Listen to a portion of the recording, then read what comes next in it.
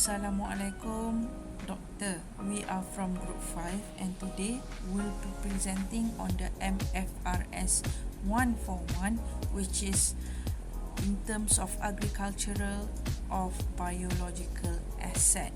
In this topic, we're going to give a thorough explanation on the overview and the development theories of MFRS 141, the key players and the selection nature in the MFRS 141, as well as the challenges and the limitation when using MFRS 141. Hi, Assalamualaikum. My name is HUSNA, metric number 288436. Now, I will start with summary of MFRS 141. From this summary, we can get to know about the overview of this MFRS 141. From this summary of MFRS 141, in terms of applicability, MFRS 141 is applicable to organizations involved in agricultural activities encompassing biological transformation, harvesting agricultural products, and providing agricultural service. Next, in terms of biological assets, living plants or animals are considered biological assets under MFRS 141, with guidelines provided for identifying for valuing these assets at fair value less selling expenses. Next, initial measurement. MFRS 141 provides guidelines for the initial measurement of biological assets at fair value, emphasizing the importance of fair value in accounting. Next, I will continue with theories that explain the development of MFRS 141. The first one is economic theory. Let's take a look at the Mfrs. This theory, including resource allocation, cost-benefit analysis, and market dynamics, have influenced the development of MFRS 141 to ensure financial reporting aligns with economic realities in the agriculture activity. Next, conforming to economic reality, MFRS 141 incorporates accounting economic theories to ensure that accounting procedures align with broader economic principles, especially in terms of resource allocation and cost-benefit considerations. Financial impact assessment. The theory behind MFRS 141 involves examining the economic impact of agriculture activities on financial statements, encompassing the accounting for costs and benefits associated with agriculture activity. The last one is market values consideration. The creation of MFRS 141 takes into account economic theories related to market dynamics, emphasizing the importance of accurately accounting for the market values of agricultural assets in financial reporting. Now, let's continue with normative theory. The first one, we take a look at the influence first.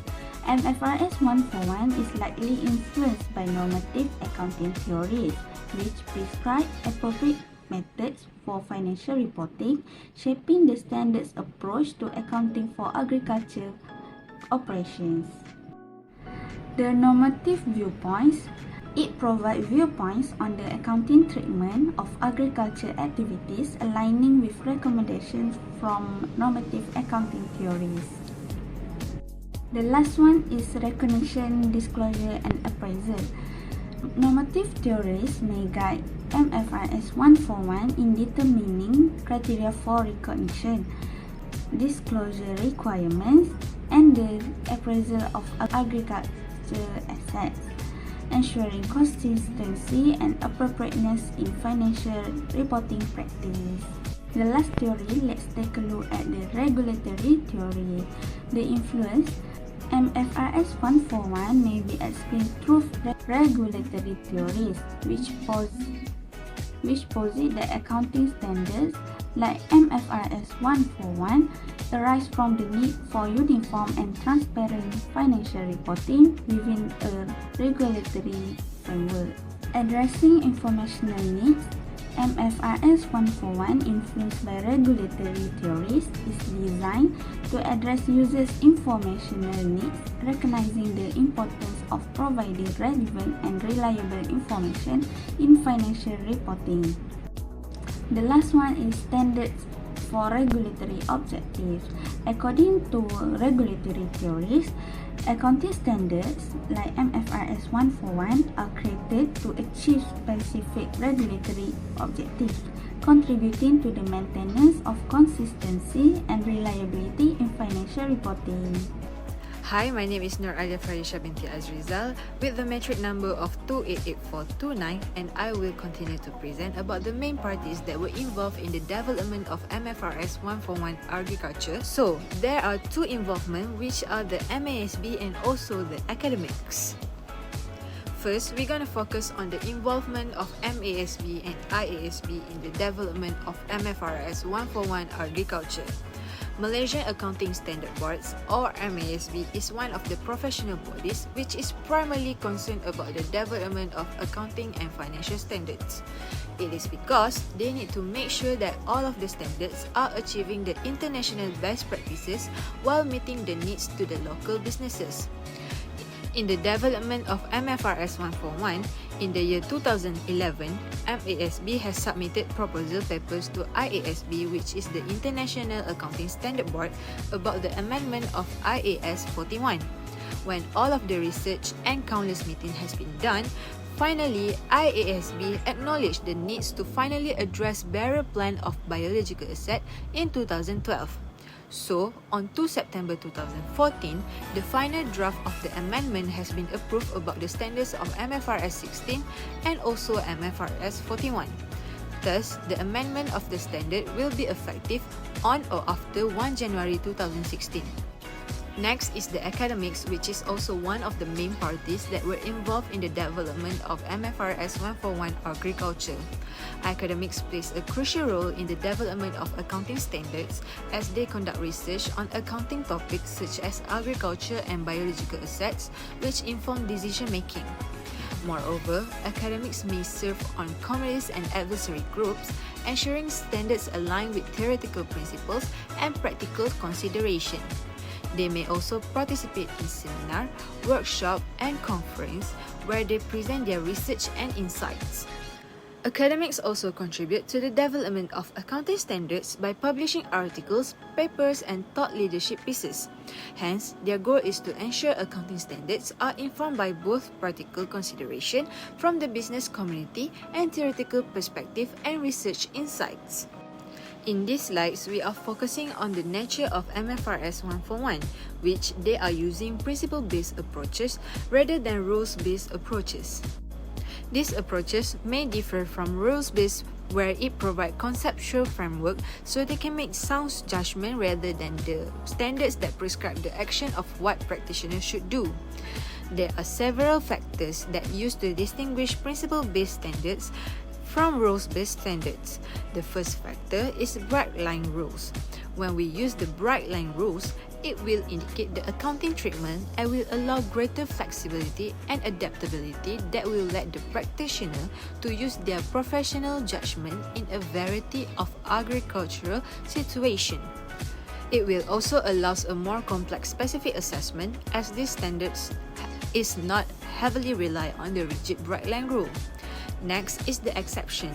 In accounting standards, it refers to special cases where specific rules or treatments can differ from general principles. Hence, this exception can provide a broad principles and guidelines for the recognition and measurement of the biological assets and agricultural produce. This also means that that fewer exceptions will contribute a greater consistency in financial reporting, which can reduce the complexity. Lastly, in the context of MFRS 141 agriculture, it is an accounting standard that emphasizes principle-based approaches that allows for flexibility and professional judgment in applying principles to a variety of agricultural situations. To ensure accurate financial reporting, practitioners must consider the economic substance of transactions that can go beyond legal forms.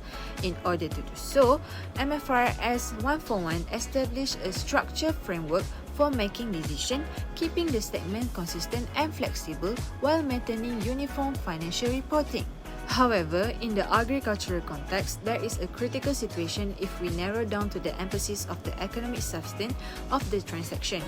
For instance, the sales transaction for crop growth and livestock breeding. Thus, accounting practitioners apply their knowledge regarding this issue to adapt the accounting treatments to specific economics realities.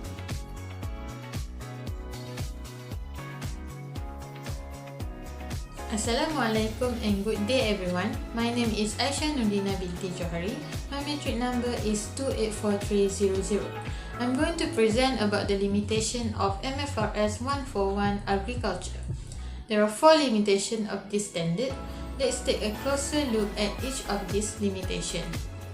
The first one is complicated and challenging fair value measurement requirement. MFRS 141 requires that biological assets and agriculture produce be measured at fair value less cost to sell. Accounting measure for this asset at fair value, which represent the market value under normal circumstances. This can be a complex and time-consuming process, especially for large-scale agriculture operation with a variety of agriculture activity. In some cases, it may be difficult to find reliable market prices for biological assets and agriculture produce. This can lead to estimates that are based on judgment and may not be accurate. For example, the fair value of a crop may be difficult to determine if it's still growing and has not yet been harvested. The second one, earning volatility and uncertainty in realization. MFRS 141 allows companies to recognize future income from biological assets even if it not yet been realized. This means that companies can recognize income from crops that are still growing and livestock that has not yet been sold. This can lead to earnings volatility as the company's earnings may differ significantly from time to time. For example, a company's earnings may be high in a year when there is a good harvest but low in a year when there is a drought. This can make it difficult for investors to assess the company's true financial condition and make an investment decision. The third one is the overgeneralization of accretion concept to all types of biological assets. MFRS 141 applies the accretion concept to all types of biological assets. The accretion concept means that the company must recognize changes in fair value less cost to sell of the biological assets as a profit or loss. This approach may not be appropriate for all types of biological assets. For example, breeding animal and long-lived biological assets may not generate revenue in the same way as other biological assets. For example, the fair value of breeding animal may increase over time as it becomes more valuable for breeding purpose. However, this increase in fair value does not necessarily represent an increase in the company's profitability. The last one, the challenges of following the disclosure requirement. The standard's complexity can lead to excessive and insufficient disclosure, hindering data comparison and comprehension. Moreover, the focus on fair value measurement for biological assets necessitates extensive disclosure, including fair value for all assets, even those not frequently traded. Determining fair value can be difficult due to the lack of readily available market prices. Additionally, businesses must report fair value changes, even those not impacting profit or loss, which can be unpredictable due to the weather, disease outbreak, and market volatility. Furthermore, carrying amount disclosure at the end of reporting period requires estimating future asset growth, which is challenging due to the biological process uncertainties and market condition. Lastly, amortization or depreciation disclosure necessitates assessing asset useful life, which can change based on the customer preference and technology advancement. In summary, MFRS 141 disclosure require pose significant challenges for businesses. potentially hindering the provision of useful information to financial statement users. Thank you, that's all from me. My name is Farisha AZRA binti ALIAS, metric number 284353. Now I will be presenting on our suggestion to overcome the limitation of the MFRS 141 agriculture that have been discussed before. Our first suggestion is to address complexity and time restriction of fair value measurement of MFRS 141 agriculture. We suggest the MASB to develop a standardized valuation framework for biological asset that is tailored to the specific characteristic of the agriculture industry. This framework should provide clear guidance on the application of fair value measurement techniques and should be regularly updated to reflect changes in market condition and valuation practices. Plus, industry stakeholder and technology developers should be encouraged to collaborate on the creation of specialized valuation tools and software specifically designed for biological asset in agriculture. These tools should automate routine valuation tasks and provide users with access to relevant market data and valuation methodologies.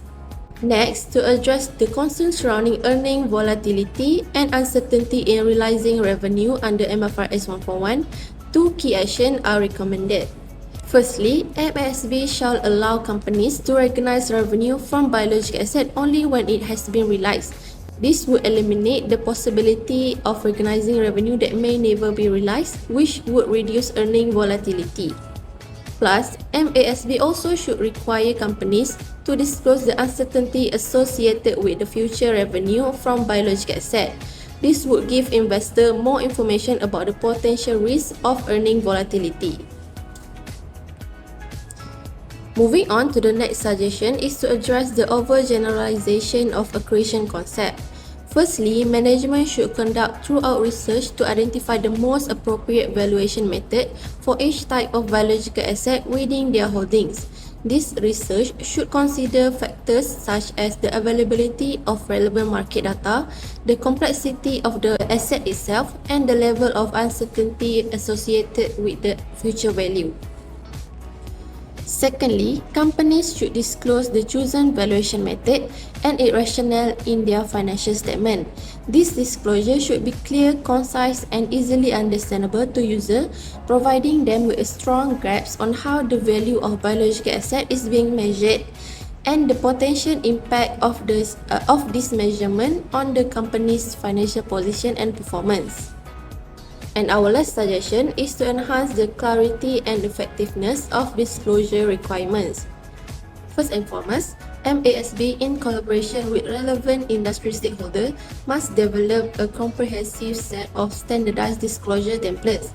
These templates should offer companies a clear and concise framework for presenting required information in a consistent and easily comprehensible manner. This standardization will facilitate comparability across different entities and enhance user understanding. Secondly, regulatory bodies and standard setters should play a crucial role in providing training and guidance to companies when preparing MFRS disclosure report. Such training initiatives should delve deep into the specific requirement of the standard and providing practical examples of best practices. This will equip companies with the necessary knowledge and tools to fulfill disclosure obligation accurately and transparently. Finally, encouraging the widespread adoption of electronic disclosure platform will significantly improve accessibility and enhance stakeholder management. This platform should offer robust search and comparison functionalities, enabling investors and other stakeholders to readily access and analyze disclosure reports from various companies. This increased accessibility will foster informed decision-making and contribute to a more transparent and efficient market environment.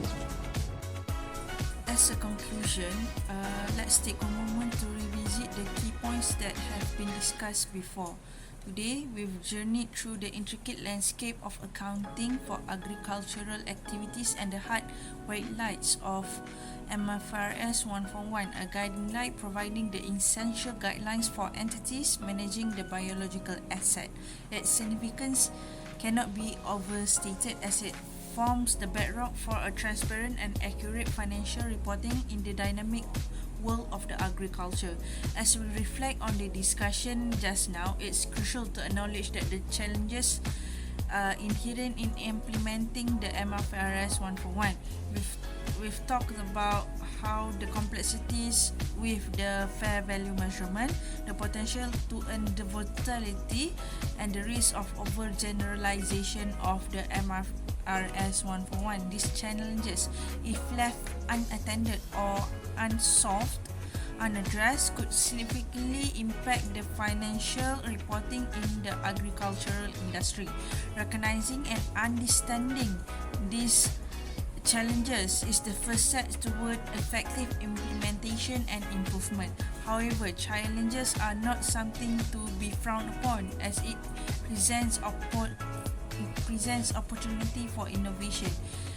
During the discussion, we've outlined a practical solution to address these challenges: a standardized valuation framework, mitigating of earning volatility, careful asset categorization to counter the overgeneralization, and enhanced clarity involving the volatility seems to be the perfect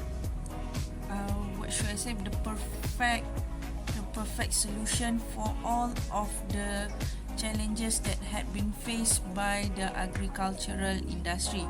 By embracing this solution, we can pave way for a more robust and reliable accounting framework in the agricultural sector. Last but not least, let me iterate on the profound MFRS 141 on the realm of agricultural accounting. It's more than a set of guidelines. It's a catalyst for transparency, accuracy, and adaptability in the biological assets. That's all from me. Thank you.